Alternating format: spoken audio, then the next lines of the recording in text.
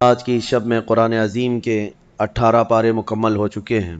اللہ عز و جل بقیہ قرآن عظیم کو صحیح تجوید سے پڑھنے اور آپ سب کو صحیح سماعت کرنے کی توفیق عطا فرمائے۔ آج سورہ نور اور سورہ مومنون، یعنی پہلے سورہ مومنون اور پھر سورہ نور کی مکمل تلاوت آپ نے سماعت کی ہے، پھر اخیر میں سورۃ الفرقان کا کچھ حصہ۔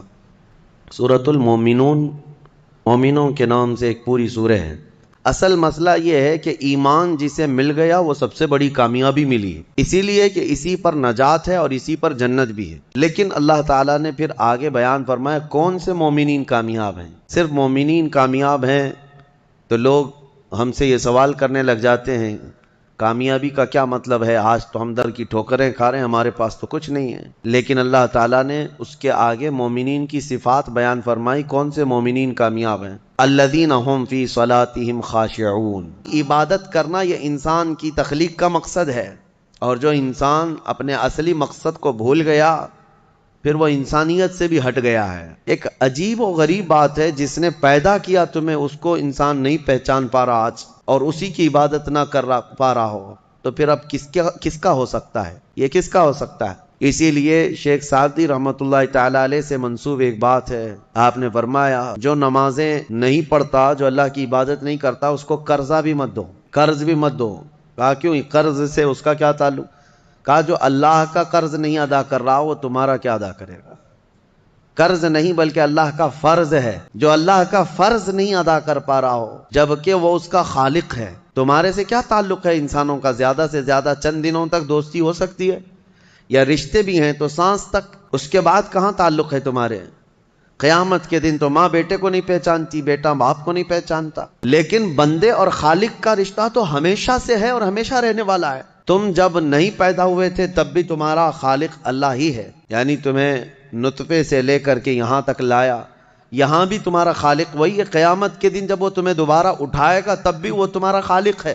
خالق کا بندے سے رشتہ کبھی ختم نہیں ہوا، تو جو بندہ اپنے خالق کے ساتھ مکمل نہیں ہو سکا تو پھر وہ دوسرے کے ساتھ کیسے ہو سکتا ہے؟ دوسرے کے ساتھ اس کے کیا سلوک ہو سکتے ہیں؟ اسی لیے قرآن میں اللہ فرما رہا ہے کیا تم یہ سوچ کر کے بیٹھے ہو کہ ہم نے تمہیں خالی پیدا کیا ہے، اور کیا تم نہیں لوٹائے جاؤ گے ہماری طرف؟ لائے جاؤ گے، ہر ایک لوٹایا جائے گا، ہر ایک۔ ابھی چند دنوں پہلے کی ایک بات ہے، ایک چھوٹا سا رسالہ، ایک لٹریچر گوتم بدھ کی عبادت کرتے ہیں ان لوگوں کی طرف سے تھا کہ دنیا کا ایک بہت اعلیٰ ذہن کا انسان تھا، اس نے بہترین تعلیمات دی تھی، تو اس پر کسی نے، ایک مسلمان نے نقطہ لگایا تھا اور ان سے بحث ہو رہی تھی جو بدھسٹ ہیں۔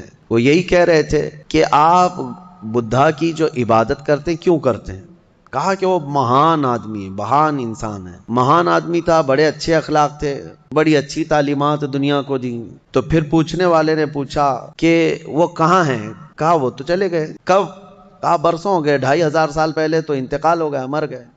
کہا آئے تھے اور چلے گئے۔ تو پوچھنے والے نے پوچھا تو یہ تو بڑے کمال کی بات نہیں، پھر ان کو لایا کون تھا اور واپس دنیا سے لے کے کون گیا؟ اگر وہ سب سے مہان ہے تو آج ہوتا اور ہم بھی اس کے پیچھے چلتے۔ کہا کہ اب وہ پیدا ہوا اور پھر دنیا سے چلا گیا، ہم یہ پوچھ رہے ہیں کون ان کو دنیا میں لایا تھا اور کون دنیا سے لے کے گیا؟ وہ بیچارہ خاموش ہو گیا۔ اس نے کہا کوئی تو طاقت ہوگی۔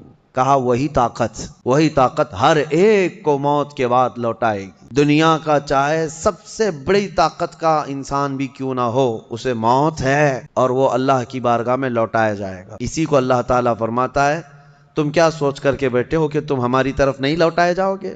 تم سب کو اللہ کی طرف لوٹ کر کے جانا ہے۔ اس دن کو یاد رکھو جب یہ ساری چیزیں دھری کی دھری رہ جائیں گی اور تم آخری سفر پر نکل چکے ہوں گے، اور عجیب و غریب حالت میں ہم جاتے ہیں میرے عزیزو، یہ سارے ہمارے کپڑے، ہماری جائیدادیں، ہماری سواریاں، ہماری گاڑیاں سب رہ جاتی ہیں۔ آج تک آپ نے دیکھا کہ کوئی آدمی جنازے کی بجائے مرسیڈیز میں قبر میں جا رہا ہو؟ نہیں، وہ بھی 4 کندھوں پر بوجھ بن کر کے ہی جا رہا ہے۔ بڑی اعلیٰ قسم کی سواریاں وہ وہیں رہ جاتی ہیں، بڑے عمدہ لباس یہیں رہ جاتے ہیں۔ آخری سفر کا ایک مخصوص لباس ہے، ایک مخصوص انداز ہے، اور ایک مخصوص طریقے سے لے جا کر کے قبر کے حوالے کر کے آ جاتے ہیں۔ اور اسی کو فرمایا گیا ہے کہ جس کو یہ اپنا آخری سفر یاد ہوگا اسے یہ بھی یاد ہوگا کہ میں یہاں کیوں آیا ہوں۔ کبھی آج تک آپ نے اپنے اندر جھانک کر کے پوچھا، کبھی سوچا زندگی میں کبھی ایسا وقت آیا کہ ابھی جیسے مثال کے طور پر مسجد میں آ کر بیٹھے، ابھی میں آپ سے پوچھوں پکڑ کر کے کیوں آئے ہو یہاں پہ مسجد میں، فوراً آپ جواب دیں گے عبادت کے لیے آئے ہو۔ مسجد کائے کے لیے ہے؟ عشاء کا وقت ہو رہا تھا نماز پڑھنے کے لیے آیا، یا محفل چل رہی تھی محفل میں آ گیا، یہ تو تمہارا مقصد ہے۔ ہر کام کا تمہارا مقصد ہوتا ہے۔ کبھی یہ سوچا میں دنیا میں کیوں آیا، پوری دنیا میں کیوں آیا؟ جس نے اس سوال کا جواب حاصل کر لیا وہ معرفت کو پہنچ گیا۔ جو صحیح طریقے سے اس جواب کو پہنچ گیا وہ اللہ کی معرفت حاصل کر لے گا۔ اسی لیے میرے عزیزو آگے رب تعالیٰ فرماتا ہے افحسبتم انما خلقناکم عبثا۔ موسیٰ علیہ الصلوۃ والتسلیم کے متعلق ایک بات ملتی ہے، ایک چھپکلی تھی دیوار پر چل رہی تھی، موسیٰ علیہ السلام نے پوچھا مولا اس کا کیا کام ہے، یہ کیوں پیدا ہوئی ہے؟ چھپکلی کا ضروری نہیں کہ ہر ایک کی حکمت آپ کو معلوم ہو کون دنیا میں کیوں آیا۔ اللہ نے کوئی بھی چیز بغیر فائدے کے نہیں پیدا کی۔ رب تبارک و تعالیٰ نے ارشاد فرمایا موسیٰ تھوڑی دیر پہلے چھپکلی نے مجھ سے پوچھا کہ موسیٰ کو مولا تو نے کیوں پیدا کیا؟ حضرت موسیٰ علیہ السلام کا کیا کام ہے؟ یہ ضروری نہیں کہ مخلوقات کو ایک دوسرے کی حکمتیں معلوم ہوں، ضروری نہیں ہے، لیکن اللہ تعالیٰ عبث بغیر کسی وجہ کے محض کسی کو نہیں پیدا کیا۔ بس اپنے مقصد زندگی کو سمجھو اور فالتو اپنی زندگی کو ضائع مت کرو۔ جو لوگ بیٹھے اسی طرح سے اپنی زندگی کو ضائع کر رہے ہیں ان نوجوانوں کو ایک دن احساس ہو جائے گا کتنی قیمتی چیز دنیا میں ضائع کر دیا انہوں نے، کتنی قیمتی چیز۔ کروڑوں کا معجون ملا کر کے بھی بڑھاپے کو جوان کر کے دکھا دو، یہ گیا وقت پھر ہاتھ آتا نہیں، صدا دور دورہ دکھاتا نہیں۔ آپ جس طرح سے تیزی سے اس دنیا کو کاٹتے ہوئے جا رہے ہیں، میاں ہم تو منٹ گن رہے ہیں، آج دیکھیں ہم 15 تراویح پڑھ چکے ہیں الحمدللہ، ابھی تو ہم چاند کے انتظار میں تھے۔ یوں ہی وقت آئے گا، اللہ آپ کو سلامت رکھے، ہماری زندگی کا بھروسہ نہیں، اگلا رمضان بھی پھر آپ بیٹھیں گے۔ بہت تیزی سے آپ کی زندگیاں گزرتی جا رہی ہیں اور اچانک ایک دن اعلان ہو جائے گا فلاں کا بیٹا انتقال کر چکا، جنازے میں حاضر ہو جاؤ۔ یہی زندگی ہے، اسی لیے عبث اپنی زندگی کو ضائع نہ کریں۔ جو زندگی کے لمحات ہیں ان میں کچھ نہ کچھ انویسٹ کر دو تاکہ قیامت کے دن شرمندہ ہونا نہ پڑے، رسوا ہونا نہ پڑے۔ بہرحال دوسری سورہ ہم نے جو تلاوت کی سورۃ النور، سورہ نور ہے، اس میں احکام بہت سارے آئے ہیں۔ اس کی شروعات جو ہے وہی بہت ایک سخت ترین گناہ اسلام میں اس کی مذمت میں آئی، زنا۔ اللہ نے قرآن میں جگہ فرمایا وَلَا تَقْرَبُوا الزِّنَا إِنَّهُ كَانَ فَاحِشَةً وَسَاءَ سَبِيلًا، قریب بھی مت جانا۔ اللہ فرماتا بے شک وہ سب سے بری چیز ہے اور سب سے برا راستہ ہے۔ نبی کریم صلی اللہ علیہ وسلم نے فرمایا کہ جب مومن کوئی مسلمان زنا کر رہا ہو تو ایمان کی حالت میں وہ زنا کر ہی نہیں سکتا۔ یہ بات یاد رکھ لو آپ، ایمان کی حالت میں کوئی زنا نہیں کر سکتا۔ فرمایا گیا جب زنا کر رہا ہو تو اس کا ایمان اٹھا لیا جاتا ہے، ایمان اس کے ساتھ نہیں ہوتا، ایمان اٹھا لیا جاتا ہے۔ ایمان اور زنا جمع ہو ہی نہیں سکتے ایک انسان کے اندر۔ یہ بہت سخت وعید ہے میرے آقا صلی اللہ علیہ وسلم کی حدیث پاک میں۔ ایمان کی حالت میں زنا نہیں ہوتا، اور جب زنا کر رہا ہوتا ہے تو ایمان نکال لیا جاتا ہے، وہ معلق ہوتا ہے، آسمانوں پر لٹکا ہوتا ہے۔ اس زنا کے حالت میں اس کے ساتھ ایمان نہیں ہوتا۔ اب جو آیتیں آئی ہیں اللہ فرماتا ہے زانی منہما 100 جلدہ، والے مرد اور زنا کرنے والی عورت کو 100 کوڑے مارو۔ یہ ان کے لیے ہے جو غیر شادی شدہ ہے، اور جو شادی شدہ ہیں ان کے لیے رجم ہے۔ رجم کا مطلب ہے پتھروں سے اتنا مارو کہ وہ ختم ہو جائے، ان کی موت تک انہیں سنگسار کرنا ہوگا۔ یہ اتنی ہیبت ناک سزا ہے دنیا میں کہ دیکھو تو رونگٹے کانپ جائیں آپ کے، لیکن لوگوں کو ایسا لگتا ہے کہ ایسی اتنی بڑی سخت سزا کیوں ہے؟ میرے عزیزو یہ ایک ناسور ہے، ایک کینسر ہے معاشرے کا، ایک کینسر ہے۔ جب کیمو کرتا ہے ڈاکٹر تو بہت سخت تکلیف ہوتی ہے، کیمو تھراپی آسان نہیں ہے، پورے جسم کے بال جل جاتے ہیں، خون میں پتہ نہیں کیا سے کیا ہو جاتا ہے۔ کیوں؟ ایک پھوڑی کہیں پر کینسر کی آئی ہوتی ہے، اس کو ختم کرنے کے لیے پتہ نہیں 10-12 کیمو دیے جاتے ہیں۔ زنا جو ہے پورے معاشرے کا ناسور ہے، کینسر ہے، اور اگر اس پھوڑی کو نہیں ختم کیا گیا تو ہر ایک کے ہاں یہی چیز، یہی پھوڑی ہوگی، یہ وائرس کی طرح پھیلے گا۔ اور اسلام نے یہ سب سے بڑی سزا رکھی ہے زنا میں، سب سے بڑی سزا ہے۔ آج دنیا یہ مطالبہ کر رہی ہے کہ ریپسٹ کو اسلامی سزا دی جائے۔ کیوں؟ ان کی بیٹیوں کا جب ریپ ہو جائے تو وہ چلاتے ہیں۔ اسلام وہ ہے جو ہر ایک کی بیٹی کو بیٹی کا ہی درجہ دیتا ہے، ایک عظیم خاتون کا ہی درجہ دیتا ہے۔ زنا چاہے بالجبر ہو بالرضا ہو، دونوں زنا ہے، یعنی زور زبردستی کیا ہوا زنا ہی ہے، خوشی سے کیا ہوا اور بڑا گناہ ہے، اس میں اور زیادہ ہلاکت ہے۔ اس کے متعلق حدیث پاک میں ہے زانی کے لیے 15 عذابات ہیں، 15 عذاب ہیں، 5 دنیا میں دیے جائیں گے، 5 قبر میں دیے جائیں گے، اور 5 قیامت کے دن دیے جائیں گے۔ یہ 15 عذابات وہ جھیلتا رہے گا زانی، 5 دنیا میں، 5 قبر میں، اور 5 قیامت کے دن۔ جو سب سے بڑا عذاب ہے اس کے لیے، میں نے جو سمجھا، یہ 15 کی میں اگر تفصیل بیان کروں تو بہت لمبا ٹائم جائے گا۔ یہ 15 عذابات کیا ہیں؟ دنیا میں جیسے اس کے رزق کی برکت ختم ہوگی، اس کے چہرے کی رونق اٹھا لی جائے گی، اور جو 5 عذابات اس کے دنیا میں ہونے والے ہیں، اس طرح سے 15 عذابات میں جو سب سے بڑا عذاب میں نے جو سمجھا وہ یہ ہے کہ قیامت کے دن رب تعالیٰ اس کی طرف نظر بھی نہیں فرمائے گا۔ یہ سب سے بڑا عذاب نہیں ہے تو اور کیا ہے؟ اور نبی پاک صلی اللہ تعالیٰ علیہ وسلم کی بہت ساری حدیثیں ہیں کہ اللہ تعالیٰ اس کو نہ عرش کا سایہ عطا فرمائے گا اور نہ اس کی طرف نظر فرمائے گا، بلکہ یہ فرمایا کہ جنت 500 سال کی مسافت سے اس کی خوشبو آ رہی ہوگی، لیکن زانی وہ خوشبو بھی نہیں سونگھ سکے گا۔ بڑی سخت سزا ہے۔ اور میرے عزیزو، اس سورے میں اللہ تعالیٰ نے کئی مرتبہ یہ زانیوں کا ذکر فرمایا، الزانیۃ والزانی فجلدوا کل واحد منہما 100 جلدہ، 100 کوڑے مارو، ولا تأخذکم بہما رأفۃ فی دین اللہ، اور اللہ کے دین میں کوئی ہمدردی مت لینا، یہ بھی حکم ہے۔ کسی کے ساتھ نرمی مت کرنا، ایسے اگر کسی کے ساتھ ہو گیا ہے تو۔ ان کنتم تؤمنون باللہ والیوم الاخر، اللہ فرما رہا ہے اگر تم اللہ اور آخرت پر ایمان رکھتے ہو تو ذرا برابر بھی نرمی نہ لینا اس پر۔ وہ اور دوسرا ایک اور سخت حکم یہ ہے، وَلْيَشْهَدْ عَذَابَهُمَا طَائِفَةٌ مِّنَ الْمُؤْمِنِينَ، اور زانیہ کو چپکے سے کہیں سزا مت دے دینا، بلکہ اللہ فرما رہا ہے ان دونوں کے عذاب پر پورے مومنوں کو گواہ بناؤ، سب کے سامنے ان کی سزا ہو۔ آپ کو پتا ہے نبی پاک صلی اللہ تعالیٰ علیہ وسلم کے صحابہ میں حضرت ماعز اسلمی کا نام ملتا ہے، ایک صحابی تھے۔ یہ ایک دن روتے ہوئے بارگاہ رسالت میں آپ صلی اللہ علیہ وسلم میں آئے، آقا مجھ سے گناہ ہو گیا ہے۔ حضور نے فرمایا کیا ہوا؟ کہا کہ میں بتا نہیں سکتا۔ حضور نے پھر پوچھا بتاؤ تو صحیح کیا ہوا ہے؟ کہا بولتا ہوں تو منہ کو کلیجہ آ جاتا ہے، کلیجہ منہ کو آ جائے اس طرح کی چیز ہے میں نہیں کہہ سکتا۔ حضور نے فرمایا بتاؤ ماعز، تمہارے لیے ہم ذریعے حل تلاش کر کے بتا دیں؟ انہوں نے کہا یا رسول اللہ مجھ سے زنا ہو گیا ہے۔ اتنا کہنا تھا، نبی پاک صلی اللہ علیہ وسلم نے اپنا چہرہ پھیر لیا، صحابی ہیں حضور کے، خطا ہو گئی میرے آقا لیکن آیا ہوں آپ کے دربار میں۔ جب حضور نے اپنا چہرہ پھیر لیا اب بچا کیا تھا؟ اب وہ رونے گڑ گڑانے لگے، قدموں میں گر گئے، اتنا روتے رہے اتنا روتے رہے۔ اسی کو شاید امام اہل سنت فاضل بریلوی نے ترجمانی میں اشعار میں یوں کہا ہے، یا رسول اللہ تجھ سے جو منہ چھپاؤں تو کروں کس کے سامنے، کیا اور کسی سے توقع نظر کی ہے؟ بد ہیں تو آپ کے، بھلے ہیں تو آپ کے، ٹکڑوں پہ یہیں کے پلے ہیں، رخ کدھر کریں؟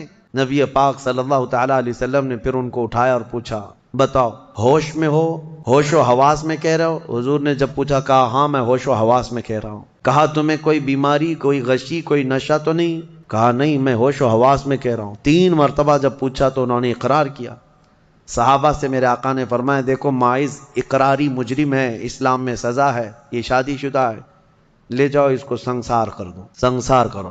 خود میرے آقا صلی اللہ علیہ وسلم سزا میں تو نہیں گئے، صحابہ کے حوالے کر دیا۔ اب وہ مدینے میں ایک پہاڑی ہے جبل انم، وہاں پر لے جایا گیا اور پہاڑ کے اوپر سے ماعز اسلمی کو ڈھکیل دیا گیا۔ وہ لڑکتے ہوئے نیچے آئے، تھوڑا سا بہت اونچی پہاڑی نہیں ہے، وہ چھوٹی پہاڑی ہے۔ پھر وہاں سے جتنے صحابہ تھے ان سب نے پتھر مارنا شروع کیا اور سب اتنے پتھر برسائے گئے تھے کہ ماعز اسلمی کی روح نکل گئی، انتقال ہو گیا، زخمی حالت میں تھے۔ جب واپس آئے میرے آقا صلی اللہ علیہ وسلم غمگین تھے، اس وقت صحابہ سے پوچھ رہے تھے بتاؤ ماعز کے ساتھ کیا تم نے؟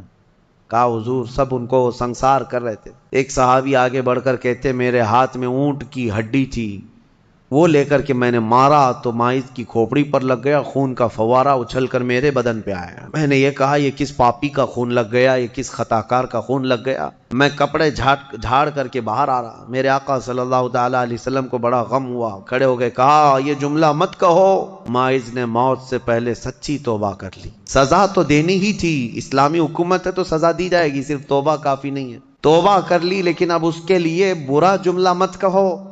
میرے آقا نے فرمایا اللہ تعالیٰ نے ماعز کی سچی توبہ کی وجہ سے جبرائیل کو بھیجا اور یہ فرمایا یا رسول اللہ آپ کے غلام نے ایسی توبہ کی ہے کہ اس کی توبہ کے عوض اللہ نے پورے مدینے والوں کی گناہ معاف فرمایا، سب کی توبہ کے برابر فرما دیا۔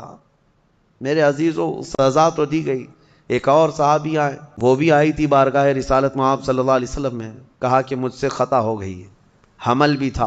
حضور نے فرمایا جاؤ بچے کی ولادت کے بعد آؤ۔ بچہ پیدا ہو گیا، وہ بچہ کو 1 دن 2 دن کا بچہ تھا، وہ لے کر کے حاضر ہو گئی، کہا مجھے پاک کر دیجئے، مجھے پاک کر دیجئے۔ ان صحابہ کو یہ ڈر تھا کہ قیامت کی سزا بہت سخت ہے، دنیا ہی میں لے لو بہتر ہے، بہت عظیم ہے سزا جو قیامت کے متعلق فرمایا گیا۔ وہاں تو ہلکی سزا یہ ہے زنا پر کہ فرشتے لوہے کی سلاخ جو ہوتے ہیں وہ گرما کر کے ان کی شرمگاہوں پر مار رہے ہوں گے، اور ان کی شرمگاہوں سے جو پیپ نکل رہا ہوگا محشر کے دن، فرمایا کہ ان کی بدبو سے پورے محشر والے کانپ رہے ہوں گے۔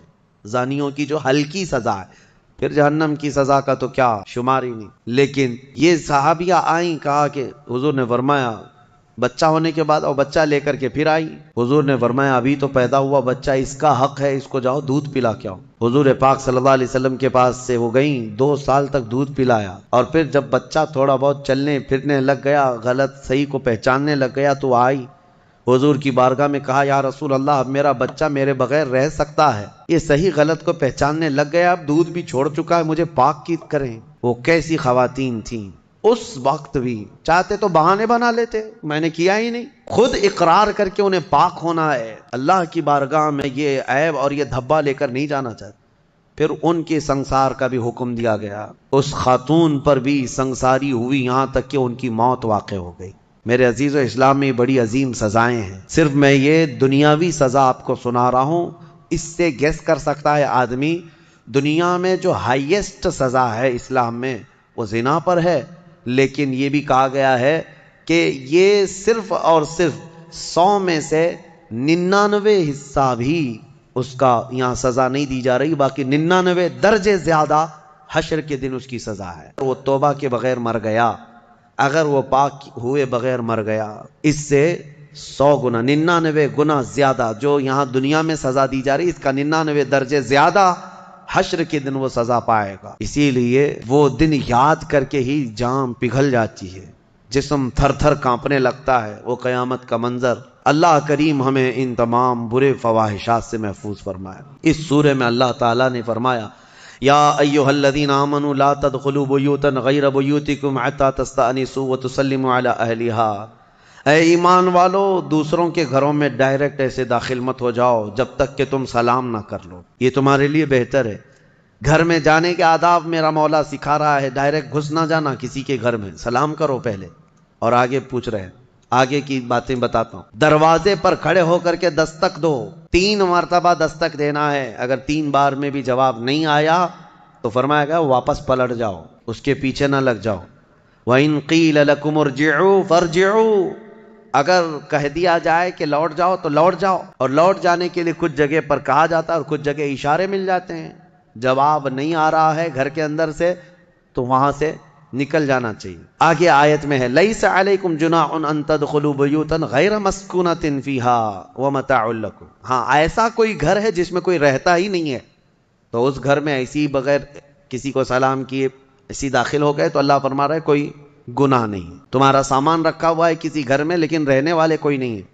یہاں پر یہ احکام متفرع ہوتے ہیں، تمہارا ہی گھر ہے، تم نے کسی کو کرائے سے دے رکھا ہے، تب بھی تمہیں اس گھر میں جانے کی اجازت نہیں جب تک کہ کرایہ دار رہ رہے ہیں، باہر سے سلام کرو، اور سلام کرنے کے اہل نہیں ہیں تو دستک دو۔ ضروری نہیں ہے کہ صرف سلام کے ذریعے ہی سے لوگوں کو پہچانا جائے، سلام کے اگر اہل نہیں ہیں وہ لوگ جو رہ رہے ہیں تو دستک دو، اس لیے کہ کون کس حالت میں بیٹھا ہوا ہے یا بیٹھی ہوئے تمہیں اندازہ نہیں۔ یہاں تک کہ حکم یہ ہے کہ دروازے پر دستک دے کر کے دروازے کے بالکل سامنے کھڑا ہونا بھی یہ درست نہیں، بلکہ فرمایا گیا دائیں جانب ہو جاؤ یا بائیں جانب ہو جاؤ، اس لیے کہ اگر کوئی خاتون دروازہ کھولے تو تمہارا آمنا سامنا نہ ہو جائے. یہ اسلام ہے. اور آگے اس کے فوراً آیت آتی ہے، اے محبوب آپ فرما دیں مومنین سے یغضوا من ابصارہم ویحفظوا فروجہم، اپنی آنکھیں نیچی رکھیں، اپنی شرمگاہوں کی حفاظت کریں.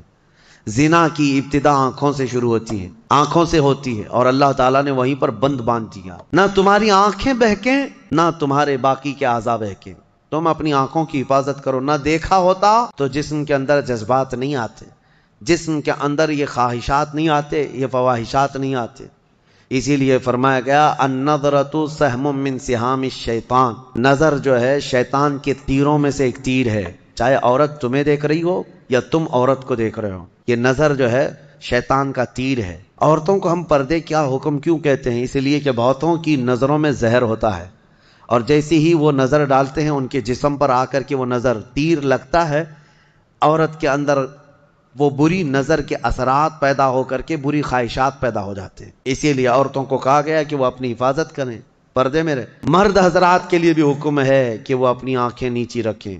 تم نے اگر آنکھوں کو آوارہ چھوڑ دیا تو یہ آنکھیں تمہیں زنا تک لے جائیں گی. یہاں نظروں کی حفاظت بہت ضروری ہے، بہت ضروری ہے میرے عزیزو. یہاں تک کہ حدیث پاک میں ہے اگر کسی نے کسی کے گھر میں نظر ڈالی اور گھر والے کو یہ برا لگا تو گھر والے کو اجازت ہے کہ وہ پتھر اٹھائے اور اس کی آنکھ پھوڑ دے، اللہ اس سے مواخذہ نہیں فرمائے گا. کتنی بڑی بات ہے، کتنی بڑی بات ہے. اگر گھر والے نے آنکھ پھوڑ دیا تو اللہ اس کا مواخذہ نہیں فرمائے گا. کیوں؟ گھروں کی عزت کے لیے اللہ تعالیٰ نے اتنے سخت طریقے سے قوانین بنائے. اسلام جو ہے سوسائٹی چاہتا ہے، یہ نہیں ہے کہ یورپ امریکہ کی طرح عیاشی، کوئی کسی کے ساتھ کون کس کا بچہ ہے کون کس کا باپ ہے پتہ ہی نہیں. اسلام میں نسب اور نسل کا بہت زیادہ اہتمام ہے، بہت زیادہ اہتمام ہے. جن 5 چیزوں کی حفاظت فرض ہے ہر مسلمان پر، اس میں نسب کی حفاظت بھی فرض ہے. سب سے پہلی چیز جو مسلمان پر فرض ہے وہ جان کی حفاظت ہے. اور ان 5 چیزوں کو پھر کبھی میں عرض کروں گا، 5 چیزوں کی حفاظت ہر مسلمان پر فرض ہے. اس میں جان کی حفاظت، اپنی عزت کی حفاظت اور اپنے نسب کی حفاظت فرض ہے. اپنے نسب کی حفاظت یہ نہیں ہے، یہی تو معاملات ہیں. کسی عورت کو آپ نے طلاق دے دیا، تمہاری عورت تو نہیں ہے. عدت کے کیا معاملات ہیں؟ یہ عدت کیوں رکھی گئی؟ ارے ادھر طلاق دی ہے، دوسرے دن وہ کسی اور سے نکاح کر لیتی؟ نہیں نا. عورت کے 3 حیض آنے تک انتظار کرو، دوسرے آدمی کو نکاح کرنا ہے. کیوں؟ اس لیے کہ پہلے آدمی کا اگر ذرا برابر بھی نطفہ باقی رہ گیا طلاق کے وقت تو پھر اس عورت سے دوسرا مرد نکاح کر لیا تو پھر 2 مردوں کا نطفہ ایک عورت کے اندر جائے گا تو نسب میں خلط ملط ہو جائے گا، کس کا بچہ ہے پتہ نہیں چلے گا. کو پورا پاک ہو جانے دو، کلین ہو جانے دو، تاکہ دوسرا کوئی نکاح کر رہا ہے تو یہ ثابت ہو جائے کہ یہ اس کے بعد اگر بچہ ہوگا تو اسی مرد کا ہوگا. سائنس بھی اس بات کو تسلیم کرتی ہے کہ اگر پہلے مرد کا کوئی نطفہ یا کوئی ذرہ بھی باقی رہ گیا ہے تو عورت کو اگر 3 حیض کنٹینیو آ گئے ہیں تو سمجھ لو کہ اس کے اندر کوئی نطفہ باقی نہیں رہا، صاف ہو چکی عورت. اگر نطفہ ہوتا تو حیض نہیں آتے، حمل قرار پاتا، حمل ٹھہر جاتا، حیض نہیں آتا حمل کے دنوں میں. یہ اسلام ہے جو نسب کی حفاظت کر رہا ہے. اسی لیے نظروں کی حفاظت کرو اور اپنی شرمگاہوں کی حفاظت کرو. اس بے راہ روی کے دور میں، اس فتنے کے دور میں مسلمانوں گھڑی میں آپ کو یہ تنبیہ کر رہا ہوں کہ شیطان کا سب سے بڑا حربہ یہی ہے کہ وہ مسلمان کو زنا کے راستے پر ڈال دیتا ہے. اور اس لیے کہ سب سے آسان دوزخ کا راستہ یہی ہے. ہر مرد اور ہر عورت کے اندر خواہشات ہیں، ہر مرد ہر عورت کے اندر نفس ہے اور وہ اس کام میں آسانی سے آ جاتا ہے. میں سمجھتا ہوں پوری دنیا میں الحمدللہ سب سے زیادہ زنا پر کنٹرول اگر کوئی کرتا ہے تو میرے مصطفیٰ کا غلام ہی ہو سکتا ہے مسلمانوں کے اندر الحمدللہ. ہاں جو بے راہ رو ہو چکے ہیں، جو بھٹک چکے ہیں راستہ، اور جن کو اپنے نبی پاک سے کوئی واسطہ ہی نہیں، میرا ان سے کوئی کلام بھی نہیں، میرا ان سے کوئی خطاب بھی نہیں. میں سمجھتا ہوں دنیا میں ارے وہ کرسچین جو میری کی قسم کھاتے ہیں اور پتہ نہیں کرسمس میں کتنی میریوں کی عزت لوٹ لیتے ہیں، پاکیزہ مریم کی قسم کھاتے ہیں نا. ہاں وہ جو ہے میری حضرت بی بی مریم کو کہتے ہیں جو سب سے پاکیزہ عورت ہے. اگر سب سے پاکیزہ خاتون پر ان کا ایمان ہے تو پھر یہ کرسمس میں ہوتا کیا ہے؟ پتہ نہیں کتنی عورتیں اس دن زنا کی شکار ہو جاتی ہیں. تو یہ میری کی قسم اٹھانے والے ہی میریوں کو لوٹ لیتے ہیں. اسلام یہ نہیں ہے. اسلام میں نہ مسلمان خاتون کو نہ ہی غیر مسلم خاتون کو تمہیں نظر بھر کر کے دیکھنے کی اجازت ہے. ہاں اگر کوئی بھٹک گیا ہے تو اسلامی حکم پر نہیں چل رہا ہے، لیکن اگر اسلام پر چل رہا ہے تو میں دعوے کے ساتھ کہہ سکتا ہوں، دعوے کے ساتھ، پوری دنیا میں اس مرض پر سب سے بہترین کنٹرولنگ کا راستہ کسی کا ہے تو وہ محمد رسول اللہ کا ہے، میرے آقا صلی اللہ علیہ وسلم. میرے عزیزو، اس سے بچنے کے لیے ہی تو میرے آقا نے فرمایا کہ شادی کر لو، نکاح کر لو، نکاح کو آسان بناؤ تاکہ زنا کرنا مشکل ہو جائے. اور میں نے اس سے قبل بھی کہا تھا کہ جوان ہو جائے کوئی لڑکی تو اسے جلد سے جلد نکاح کر کے دے دو، اور اگر کوئی جوان لڑکا ہے خواہش ہے نکاح کی تو اس کے لیے زیادہ دیر انتظار نہ کرو. اگر گناہ میں پڑنے کا اندیشہ ہے، نکاح کیا ہے؟ سنت ہے نا میرے مصطفیٰ کی. النکاح من سنتی، حدیث پڑھ سنتے ہوں گے آپ خطبہ نکاح میں بھی، حضور نے فرمایا نکاح میری سنت ہے. یہی سنا نا آپ نے. لیکن شریعت کا حکم یہ ہے کہ وہ مرد جس کو گناہوں میں پڑنے کا اندیشہ ہے اس کے لیے نکاح سنت نہیں، نکاح فرض ہے. اب جتنی تاخیر کرے گا اتنا اس پر گناہ بڑھتا جائے گا. اس لیے فضول اور بے حیائی کے کاموں میں پڑنے سے تو بہتر ہے کہ حلال راستے پر چلا جائے. اللہ کریم ہم سب کو کہنے سننے سے زیادہ عمل کی توفیق عطا فرمائے. اس سورہ نور میں جو ایک بہت بڑا عظیم واقعہ تھا اس کو میں کہہ نہ پایا. سیدہ ام المومنین طیبہ طاہرہ عائشہ صدیقہ رضی اللہ تعالیٰ عنہ میرے آقا کی رفیقہ حیات بلکہ وہ محبوبہ رسول تھیں. ان پر ایک الزام لگایا تھا منافقین نے، اس کا دفاع کیا میرا مولا اور آیت نازل فرمایا شان عائشہ میں. صدیقہ طاہرہ کی شان میں آیت نازل ہوئی. ہوا یہ تھا کہ ایک جنگ سے حضور واپس آ رہے تھے، جنگ غزوہ بنو مصطلق. وہاں سے واپسی میں حضرت عائشہ بھی اس سفر میں حضور کے ساتھ تھیں. رات کا وقت تھا، ایک جگہ قافلہ رک گیا. تو قافلہ جب رکتا تھا تو اونٹ کے اوپر جو کجاوا ایک جو ہے حجرے کی طرح بنا دیا جاتا، جھونپڑی بنا دی جاتی تھی جو ام المومنین کے لیے ہوتی تھی. حضور کی ازواج مطہرات پردے میں جاتی تھی، وہ اٹھا کر کے زمین پر رکھ دیا. حضرت عائشہ کی عمر بھی چھوٹی تھی، کم عمر کی تھی، تو وہ بڑی ہلکی بھی تھی. جو صحابہ اٹھاتے تھے اٹھا کر کے رکھ دیتے تھے. رات کا وقت تھا اور وہ وہاں پر سو گئی، کجاوے سے باہر نکل کر کے سوئی. پھر ہوا یہ کہ قافلہ چل پڑا، حضرت عائشہ صدیقہ وہیں رہ گئیں. وہ کجاوا اٹھا کر کے جو صحابہ تھے انہوں نے اونٹ پر رکھ دیا اور یہ سوچا کہ اس میں ام المومنین ہیں، سو رہی ہوں گی. اٹھا کر کے اونٹ پر رکھ دیا، باندھ دیا اور اونٹ چل پڑا، جبکہ ام المومنین کہیں اور سوئی ہوئی تھی. یہ رہ گئی بات. اب قافلہ مدینے کی طرف رواں دواں تھا. پیچھے سے قانون یہ تھا قافلے میں ایک صحابی بہت پیچھے چلتے تھے کہ قافلے سے چھوٹا ہوا کوئی سامان ہو تو وہ اٹھا کر کے لے کے آ جاتے تھے. کسی کا کچھ بھی رہ جاتا تو وہ حضرت صفوان ایک صحابی تھے، وہ پیچھے چلے آ رہے تھے. انہوں نے دیکھا ام المومنین عائشہ صدیقہ اکیلی تھی. انہوں نے دیکھتے ہی کہا یہ کیا ہے، انا للہ و انا الیہ راجعون، کیا ہوا ہے؟ انہوں نے اپنا چہرہ پھیر لیا اور ام المومنین نے پردہ کر لیا. ام المومنین کہنے لگی کہ قافلہ چلا گیا اور میں رہ گئی، نیند میں تھی. انہوں نے کہا ان کے ساتھ جو اونٹنی تھی اس پر ام المومنین کو سوار کیا اور نکیل پکڑ کر کے چلتے رہے. اب جب مدینے آئے تو بدمعاش قسم کے اوباش قسم کے ذلیل منافقین نے ام المومنین پر یہ تہمت لگانا شروع کیا کہ محمد رسول اللہ کی بیوی کسی اور مرد کے ساتھ چلی گئی تھی. نعوذ باللہ. حضرت عائشہ ان کے ساتھ چلی گئی تھی، قافلے سے الگ آئی ہیں. یہ بہت بھدا الزام. اسی کے متعلق قرآن میں آج ہم نے جو سورہ نور پڑھا ہے نا، اس میں ایک آیت ہے والذین یرمون المحصنات ثم لم یأتوا باربعۃ شہداء فجلدوہم 80 جلدہ. اللہ فرماتا ہے جو مومنہ عورتوں پر الزام لگاتے ہیں، تہمت لگاتے ہیں، اور اگر 4 گواہ نہیں لا پائیں گے تو حکم شرع یہ ہے کہ 80 کوڑے مارو ایسے آدمی کو جو تہمت لگایا. اور پھر فرمایا کہ زندگی بھر پھر کبھی اس کی گواہی قبول نہیں کی جائے گی، وہ مردود الشہادہ ہے، اس کی کوئی گواہی نہیں قبول کی جائے گی جو تہمت لگاتا ہے. اب سنو، جب عائشہ صدیقہ رضی اللہ تعالیٰ عنہ مدینے آ گئیں تو یہ باتیں پھیلنے لگ گئیں اور بہت پھیل گئیں. نبی پاک صلی اللہ علیہ وسلم کو بتایا گیا کہ ایسی باتیں آپ کی زوجہ کے متعلق ہیں. حضور پاک صلی اللہ علیہ وسلم حضرت عائشہ کے پاس آئے، پوچھے عائشہ یہ کیا میں سن رہا ہوں؟ حضرت عائشہ صدیقہ رضی اللہ تعالیٰ عنہ رونے لگ گئیں.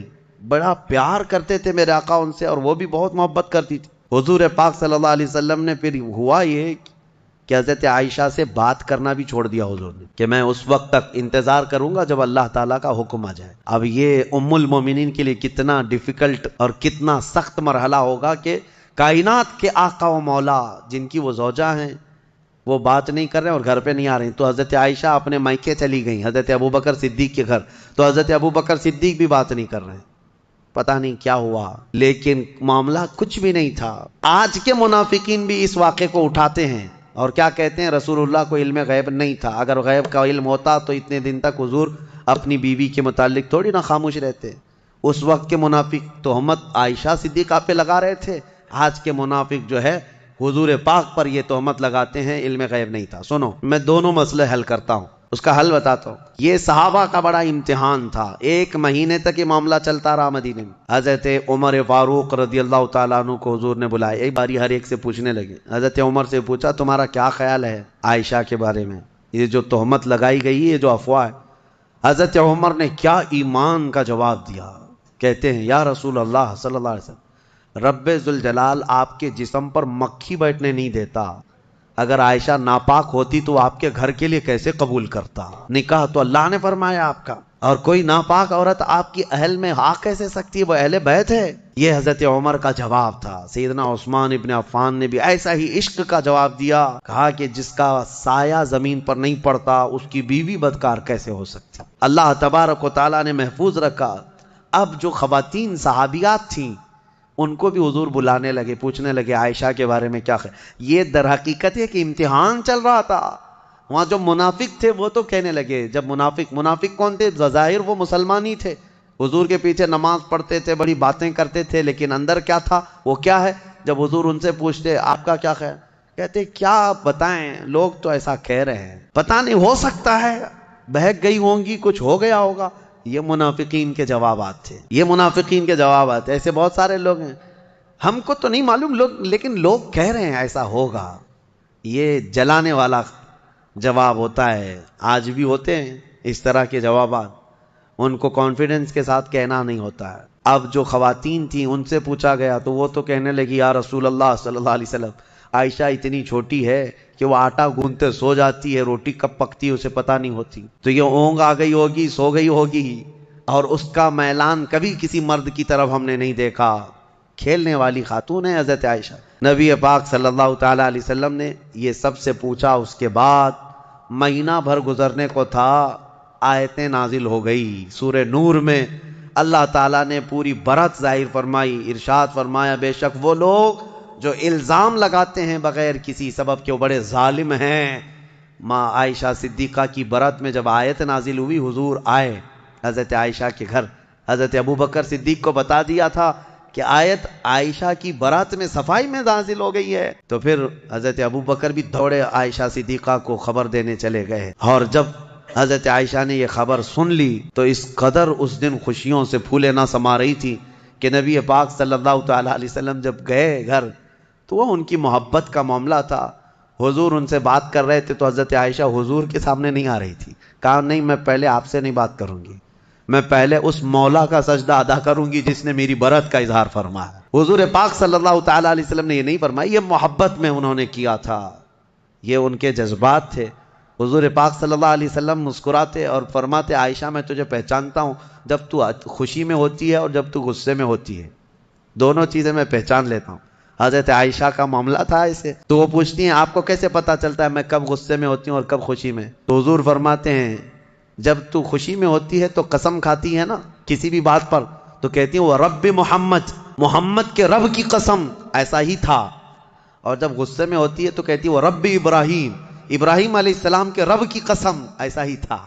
حضور فرماتے ہیں میں اچھی طرح سے جانتا ہوں کب تمہارا موڈ کیسا ہے۔ بہرحال ماں عائشہ صدیقہ رضی اللہ تعالی عنہا کے یعنی طہارت پر اللہ تعالیٰ نے آیتیں نازل فرمائی۔ جو دوسرا مسئلہ ہے وہ میں عرض کیے دیتا ہوں۔ آج کے جو منافق ہیں یہ جو کہتے ہیں حضور کو اگر علم غیب تھا تو اپنی بیوی کی برات پہلے ہی کیوں نہیں بیان کر دی؟ اتنے دن تک مدینے میں کنفیوژن کے شکار سب لوگ بھی تھے، کیوں ایسا رہا؟ یہ کہتے ہیں حضور کو علم غیب نہیں تھا۔ ان ظالموں کو یہ پتہ نہیں، جو رسول مکہ میں مدینے میں بیٹھ کر مکہ کے تمام لوگوں کے احوال کی خبر دے رہے ہوں، لیکن کچھ معاملات ہوتے ہیں امتحانات یوں ہی نہیں لیے جاتے۔ اگر آپ کے پاس سوال پرچہ آ گیا ایگزام میں اور بنایا کس نے ہے؟ آپ کے ٹیچر نے، جو پڑھانے والا ٹیچر نے بنایا، لیکن ایگزام لے کر کے آپ لکھنے کے لیے بیٹھے ہیں، ٹیچر ہی اگر آپ کی وہ گارڈنگ کے لیے آئے یا پھر وہ دیکھ بھال کے لیے آئے، نگرانی کے لیے، آپ پوچھ لینا اس سے ایک سوال، سر اس کا جواب بتا دو، کیا وہ ایگزام ہال میں بتائے گا؟ کہے گا نہیں، میں معلوم نہیں ہے، مطلب اس کو معلوم ہے لیکن تیرا امتحان چل رہا ہے۔ امتحان کس کام کا ہے؟ بنایا ہے پرچہ اسی نے، امتحان وہی لے رہا ہے، لیکن وہ کچھ سوالات کے جوابات نہیں دیتا تو اس کا مطلب یہ نہیں ہے کہ اس کو علم نہیں ہے، علم ہے لیکن تیرا امتحان چل رہا ہے۔